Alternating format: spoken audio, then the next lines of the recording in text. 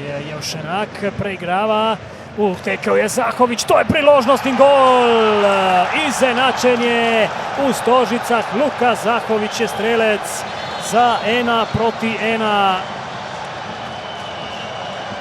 Prvi gol Zahoviča po vrnitvi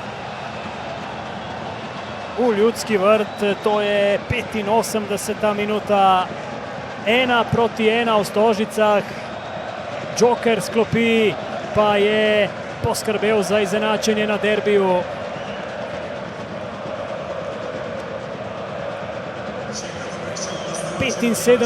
Prvoligaški gol za Luko Zahoviča v karieri.